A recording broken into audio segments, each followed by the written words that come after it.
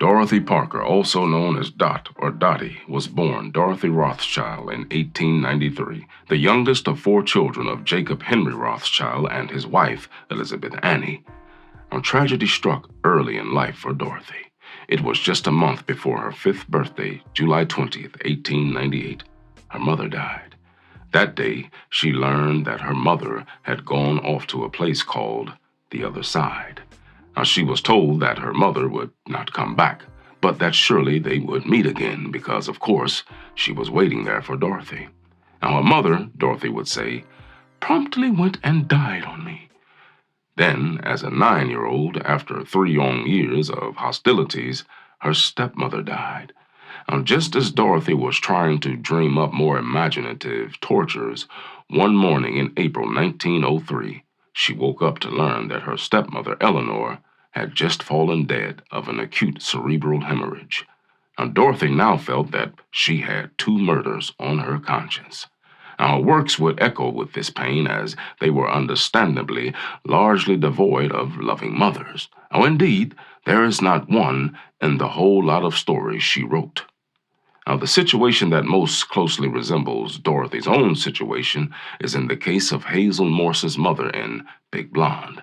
The mom was a hazy woman who simply died. Now, as for the rest of her works, the mothers are either indifferent or actively abusive to their children.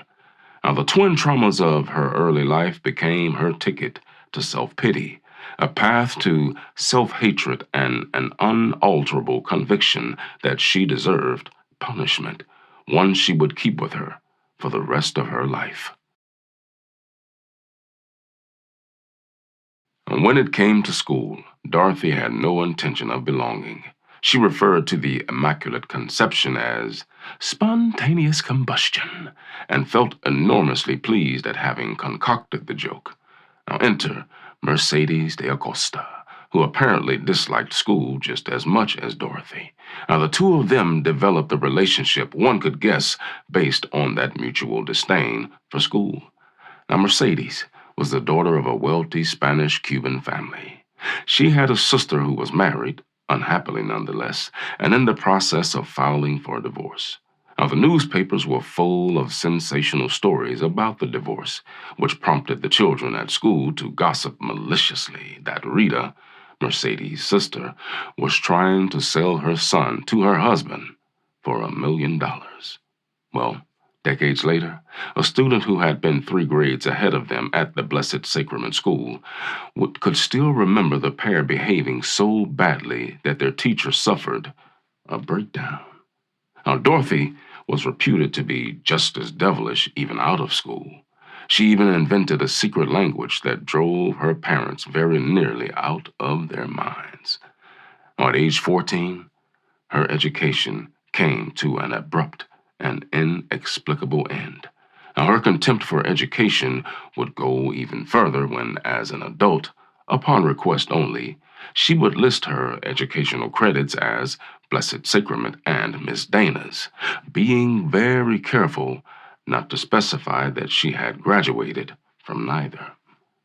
Now, in the company of close friends, she was quick to bury the subject with a joke and say that she had carried the daisy chain in the College of Hard Knocks.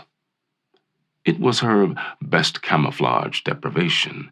She never alluded to the fact that she never finished high school and would only remark on it if pushed. Now, to a news reporter, she once said, because of circumstances, I didn't finish high school, but by God, I read. Now, Dorothy found writing quite early in her life. It seems as early as 1905. She even found a place of her own in the family. She was the artistic member. Now, later, she liked to define herself negatively as one of those awful children who wrote verses. But she neglected to mention that her efforts were encouraged and rewarded with enthusiastic praise. You see, her father also loved to compose verses that he referred to as his poems, and would pass on his passion to his children, a passion that never left Dorothy.